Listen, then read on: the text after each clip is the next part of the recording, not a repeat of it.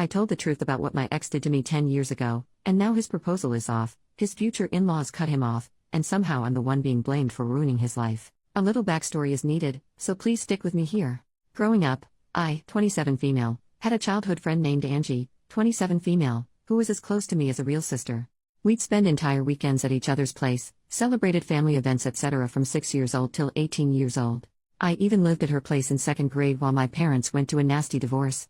I learned to speak some Russian, as she is Russian, and she learned to speak some Spanish. Needless to say, her older brother and little sister were like a family to me. During our teenage years she had her 2 male best friends, one whom she started dating and another one, Nico, now 29, who was Russian as well, whom I started dating at 17. Growing up I had issues with a heart condition. I won't bore you with the details, but I had to take a lot of meds, but got healthier starting from 16. I didn't have to take them daily but only when my heart rate became irregular, but then immediately, as it would become extremely painful, my heart would cramp and I would start to hyperventilate. All my friends knew this, Nico included, and that I would black out if my meds got taken with alcohol. I didn't smoke much or drink much growing up as a result, since I was worried about my health and only did drink at home or in a safe setting. Legal drinking age is 16 here, and I only drank wine or beer if at all. I had my first time with Nico at 17, and when my parents stayed at a retreat 2 weeks later, he came over to have a date night. I did drink 1 glass of wine, but started having health issues later, resulting in me taking my meds and being unconscious. I was a bit sore the next morning but didn't think much about it. 2 weeks later, I'm informing Nico that I'm late on my period and he starts to panic, then he just blurts out, confessing he made love with me while I was unconscious that one night. We made love before, so he didn't think much about it. Apparently he didn't have a rubber, but since I was on the pill, he figured it was alright, and he also didn't finish in me, but in a tissue. I felt violated and disgusted by myself. I didn't know how to describe this and only told Angie about it. I was another mess for a few years, and wasn't able to make love again until 2 years later. I didn't remember any of it, but was too ashamed to go to my mom or anybody else. I didn't think of it as rope back then. I was too young to really understand what and how I was violated, and Angie told me it's alright, I should break up if I feel bad about it, but we were in a relationship and didn't make love before. I broke up with him the following day, and apparently he cried about his broken heart to her. As Nico and Angie were close and hanging out together a lot, they started dating a few months afterwards, and I had to see him every time when visiting her. I told her I'm not able to see him, but she didn't understand where I'm coming from. The contact stopped and we haven't texted or seen each other in years. I still followed her and her family and saw that her brother is expecting his first child. As I was extremely close with her family, I just commented on the Insta post expressing my gratitude when he reached out to me. I missed his wedding, but he wanted to ask if I would be interested in joining the baby shower, as it's been years and we've been extremely close before. He told me I was like a third little sister. I just asked if Nico will be attending as well, as Angie and him have been dating for 9 years now, and he said yes. I didn't elaborate much but just expressed that I'll send a small present if he can give me his current address but won't be attending. He kept on pestering me what exactly happened all those years ago and why I'm not in their lives anymore. Angie told her family I'm not able to see her with an ex of mine, but her brother thought there's more behind it. This is when I think I could be the jerk. I told him the truth about what happened back then. And while I didn't know it at 17, I know now that this was rope and I named it as such. I didn't receive any message back from him, but a few days later Angie reached out to me, furious. Nico had planned to propose during the baby shower, but Angie's brother is against it now, having learned why I stopped the contact. She loves Nico and will stay with him, but by doing so, her brother said she is no longer a part of his life, as he doesn't want his little baby girl in the same family as a rapist. Since then I've been getting messages from old high school acquaintances, telling me I should have ignored it, and not told anybody. Since I didn't speak up back then, I lost the right to do so now, and am a horrible person for ruining somebody's life over some stuff he did 10 years ago when he himself was a child as well.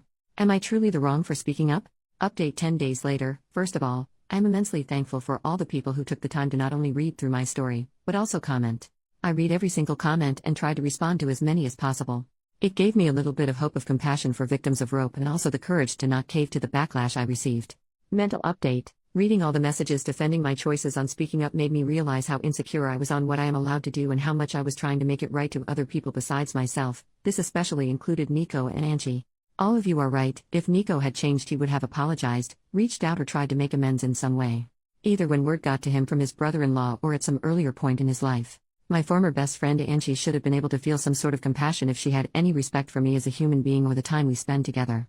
Her reactions showed that I shouldn't hesitate on my actions. I went to therapy from 21 onwards and thought I moved on from the rope as best as I could, but I realized how ashamed I still am almost 10 years later about an incident that wasn't my fault at all. I was ashamed to speak up back then and afraid that people around me would look differently at me. And somehow I still felt bad about speaking up today, so I'm trying to own what happened to me now and not apologize for other people's behaviors, especially as they don't even show me respect. What happened since then? I archived every nasty message I got on WhatsApp so I wouldn't have to read them, but would have the proof if needed at a later point. Angie's mom called me the following day of the incident, crying. I shouldn't have answered the phone, but during the 10 years of friendship I saw her as an aunt, almost a second mom. She'd always joked that while her children would run around the house doing whatever, I would always take the time to drink a tea and talk with her, showing her more love and time than her actual children.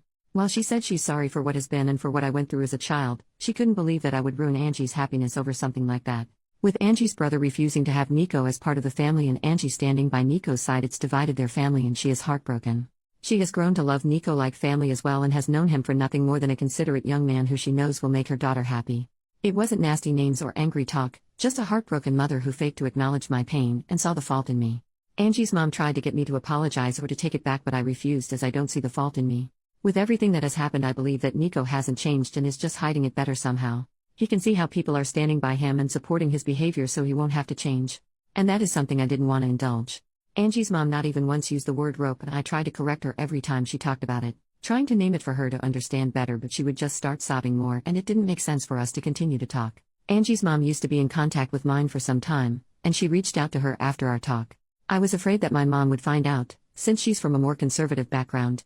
We had a long talk and I didn't get to see her, physically, yet, but she apologized for not being there for me or not making me feel like I can talk to her. I tried to calm her as best as I could, but when she asked me if my current partner knows I was used like that, I got angry. She was scared my partner would leave me if he found out, implying it was something that made me less precious or appealing. When she asked me to keep it a secret from our family abroad and in our country, I hung up. She was acting exactly the way I was afraid she would, as if it's something shameful. It was especially hard as I am trying my best to move away from the feeling of shame. She has since apologized, but it's clear that her view of me has changed. I don't yet know how to deal with it, but that's something to worry about in the next few weeks. As some of you suggested, I wrote Angie's brother, Sven, again and apologized for the mess, but I'm glad that it is out in the open and how proud I am that he's defending his family. I asked if his old email is still working as I would just send a gift card. He didn't respond, but I got a message from his wife 2 days ago. She thanked me for speaking up and informing them about Nico. There were apparently had a few moments that made her uncomfortable, some jokes Nico made, and in retrospective she can see why. Sven apparently informed her the moment he got my initial text, and both of them have since seen Angie but not Nico. She refuses to be in the same room or house as him, and same goes to their unborn daughter. Sven and Angie's mom has been at their place multiple times to beg to forgive Nico, and Sven caved a little.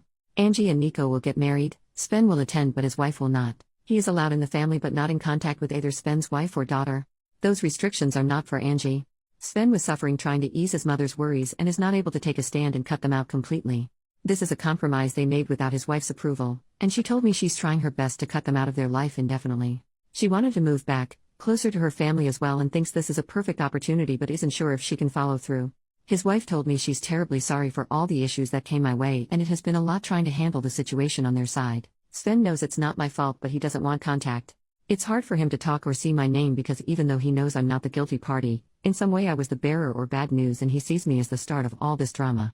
She told me a few times that neither believe I'm the bad guy, they just are tired with everything and it's just been extremely hard on them. That's all that has happened so far. I am frustrated about how everything came to be. It feels like Nico will just continue with his life without having to be remorseful. I didn't want him to suffer, but I think some part of me wanted to at least receive some kind of apology for all the suffering I went through afterwards. I'm having to deal with my mother and her changed shameful view on me, and even though I'm happy it's all out, it's extremely hard to stand by my choices.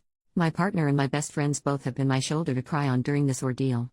Especially my best friend was enraged for me, and I am extremely grateful to have both by my side. Right now I'm just emotionally drained, but I'm sure it will be better once a few weeks passes.